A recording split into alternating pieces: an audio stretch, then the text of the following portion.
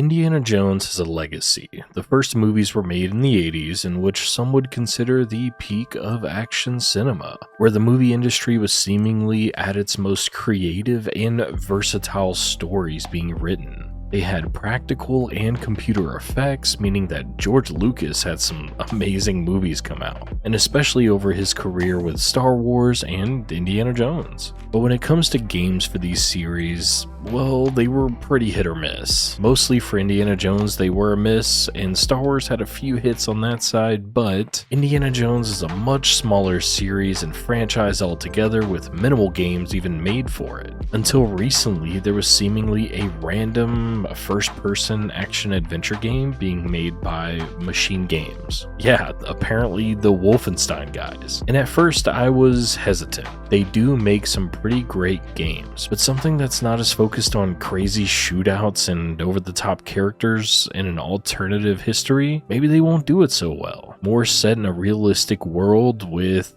not many guns. But they have done Nazis before, you know? So I said, you know what? Let's sit back and let them cook.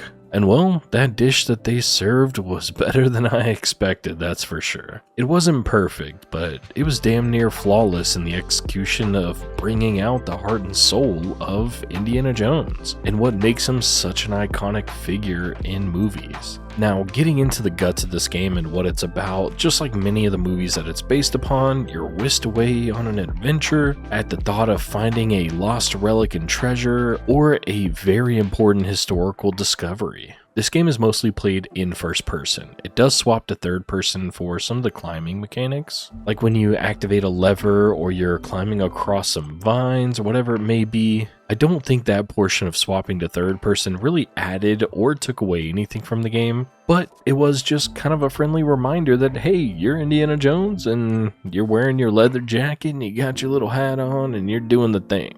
But it's mostly about adventuring through ruins, sometimes with some hostile enemies around, and getting in some little fights here and there. But it forces you to be quick in choosing either an improvised melee weapon or going in with your fisticuffs and whip only. But the combat here is not really the focus. Even though you do engage with it fairly often in the game, the puzzles and the adventuring are essential. That's what keeps the story and gameplay going here. And that's what makes this game a must-play for anybody who adores Indiana Jones. Digging a bit deeper into the story, and I will keep this completely spoiler-free, but just to give a brief synopsis here, it's set about a year after the first movie, with Indiana Jones working at Marshall College, and someone broke in and stole an artifact, left some clues behind, and that takes him on this crazy adventure to go recover this stolen artifact. And over the course of the game, of course, it just continues to get larger and larger with a bigger scope over time,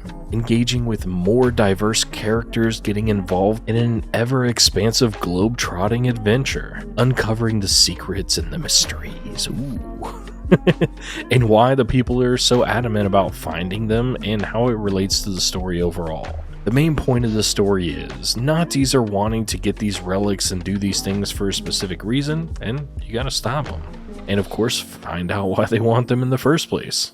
Now, most of these story bits that I'm talking about here is part of the main story quest. The game is a little bit more open where there are side quests, but none of the main quests really have you engage in anything other than trying to solve these mysteries. But with the side quests in the game, they are good overall. You get collectibles and upgrades that they lead to sometimes. Some of them are fun and other ones are just like, go collect this thing and return it to me, which is not the greatest. But the actual gameplay with the melee combat not being as engaging made me not really want to go through all these encampments and enemies to do these side quests for the most part. Trying to sneak my way through or fight through a big group of enemies just to be rewarded with something that wasn't that great.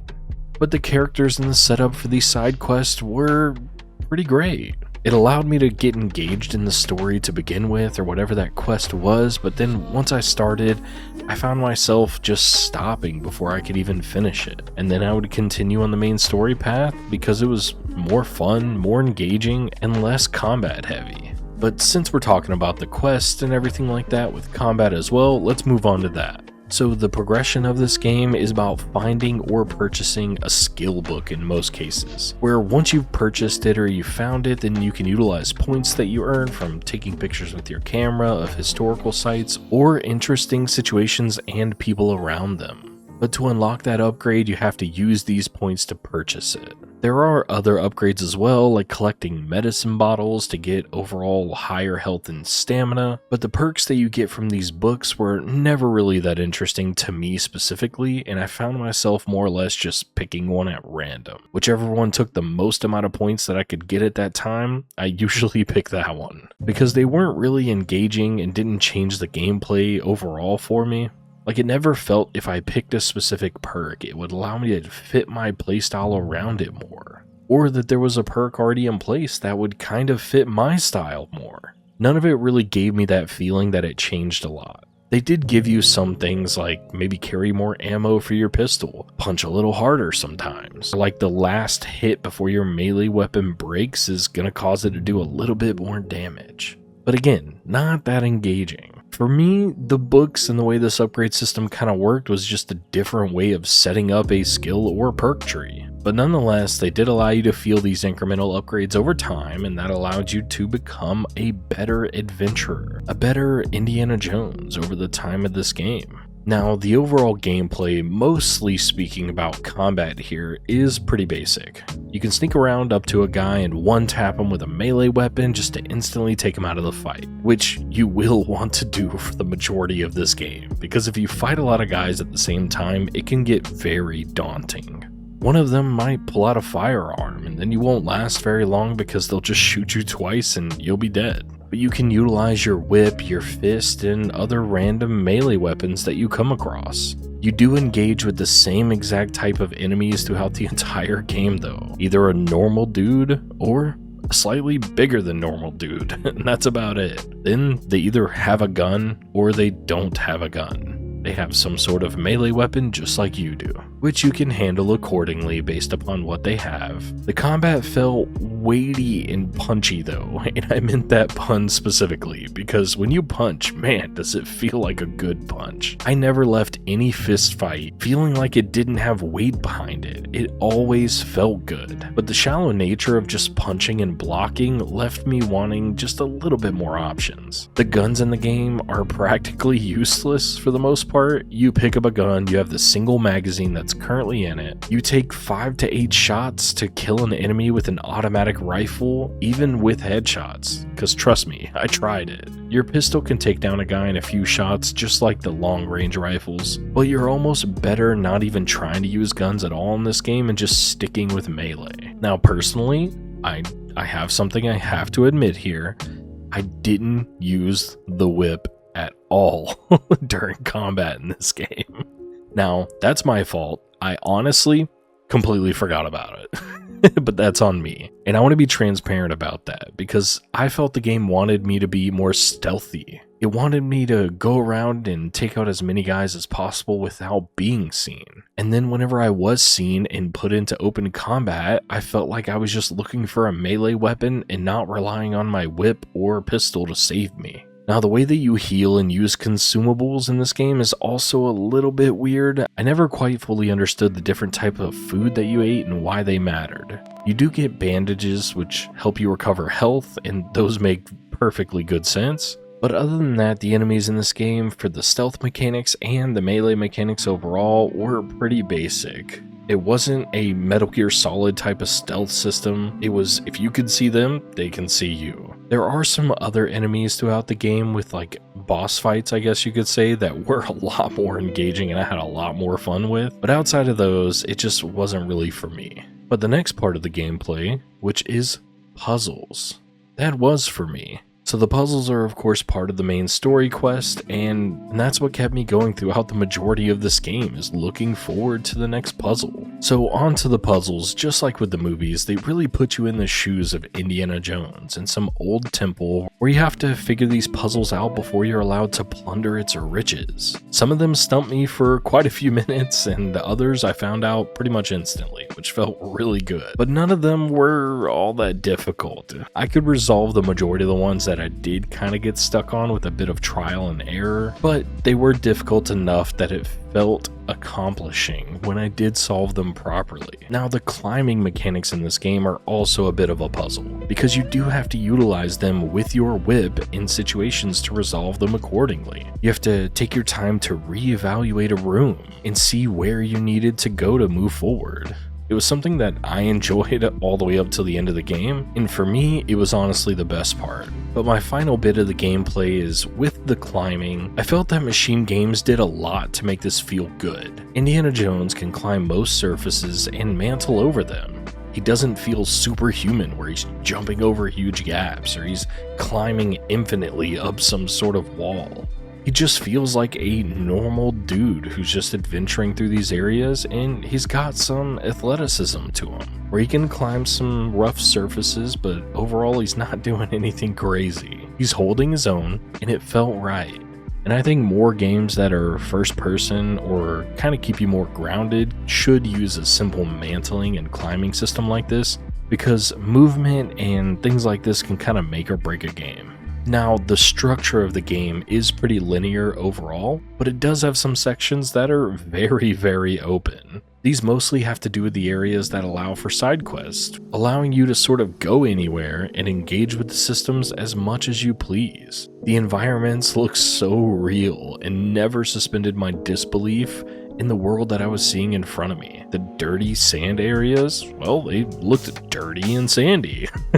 Same goes for the rivers and the jungle and the Vatican, with its interior and exterior walls within the city, including a lot of verticality in the Vatican specifically. But between these open worlds are some linear missions that are very impressive. After a small conversation that I had with my buddy, we both agreed that these were probably the better parts of the game. The open nature of the zones were good, but it didn't fit the overall pacing of the story that they were trying to put through here. So even though you were in these zones for a shorter time, they allowed you to have a more diverse environment, and they were gorgeous. Especially Shanghai. That mission specifically was a highlight of the game for me. The attention to detail in the environments and the characters allowed this game to just shine. The graphics, that's a whole other thing. So the graphics in this game were honestly too good for my PC to handle. My computer was chugging.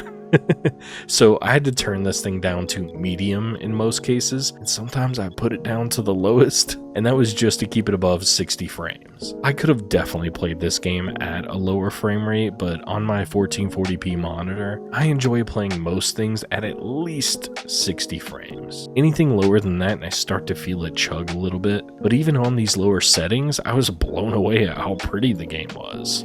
The graphics are astonishing here. I only wish I had a better PC to be able to play it at a higher frame rate with higher settings. Now, leading on from the graphics, there were a bit of technical issues that I came across. Not a ton that were fully game-breaking, but when I first started the game, I finished playing for the first hour or so, and then I paused, came back later after closing out of the game and relaunching it, and for some reason, it was stuck at 5 frames a second. Now, after playing with the settings and everything, I had to basically disable and enable DLSS multiple times, or just completely disable it and lower the settings overall. I have no idea why this was a bug and why I was stuck at 5 frames until I made this adjustment every time that I played, but once I turned everything off and just kept the settings on low, it never happened again. There's another part where Indiana Jones changes outfits instantly when walking through a door for a cutscene. It was kind of funny, but kind of immersion breaking, but that was a weird kind of, I don't know if it was meant to be there, but it felt like it was, and they did it on purpose, but it felt really weird and took me out of it. Another glitchy thing was sometimes I would not swing properly, the whip wouldn't grab something properly.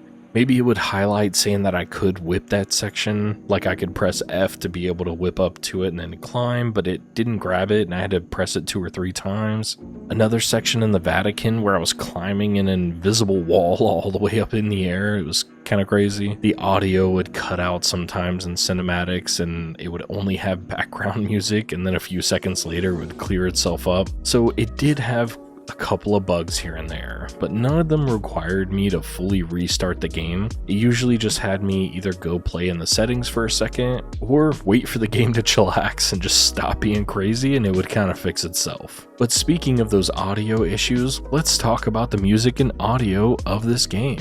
Now, this will be the last section of the review before finishing it up here, but the voice acting was legitimately incredible. Troy Baker as Indiana Jones sounded exactly like Harrison Ford. I don't know how that man did it or does it every time that he is a voice actor in a game, but there is maybe only 1 or 2 times throughout the entire game that I could hear the natural Troy voice come out compared to Harrison Ford as Indiana Jones. But he did a phenomenal job on this performance here. All the other characters were equally as impressive, but especially I want to point out Voss, the primary villain of the game. His character came to life in every single cutscene, and he seemed so realistic that I truly did hate him. Like, that's when you know the character is done well. When you leave the story and the gameplay and everything else and you go, damn, that character sucks, because the actor played him so well. But beyond the characters, the world sounded super realistic. The crunchy noises that you get from walking on leaves or snow, from the wind blowing with the sand whistling across your ears in a desert, a creaky temple door sliding open with the gears almost shattering under the weight. The main Indiana Jones theme being played at very strategic timings, and other small scores throughout the entire game. They did a very good job here on the sound design. But moving on to the final thoughts of this to end this review out, I think this game is great. And I don't mean that as a pun because it is Indiana Jones and the Great Circle, but I do think it is worth the cost of $70 if you're a fan of Indiana Jones or first-person adventure games. If not, then you might want to wait for a very small sale. I would not say you have to wait until this is like half off or anything, but since I personally am not the biggest fan of stealth and puzzle games, I would say that for me, buying it at full price is not something I would recommend or do. But playing this day one on Game Pass is a deal that I just can't pass up. It took me about 15 to 20 hours to complete this game. I don't have the exact hours down and I'm very sorry for that, but it's a pretty short adventure game that will thrill you throughout the entirety, especially if you love Indiana Jones. But if you fall in that group like myself, where maybe you've watched a few of the movies a very long time ago and they didn't really stick with you, then maybe just grab this game on Game Pass or when it's on sale and enjoy the adventure that awaits you. But either way, if you do choose to get this game, I think it's going to pull you in. It's going to take you on a ride because this game accomplishes almost everything that it attempts to do. And with that, that's going to be the end of this review. I hope you enjoyed it. And like always, please do the YouTube stuff like liking, comment, subscribe, all that yada yada. And I'll see you next time.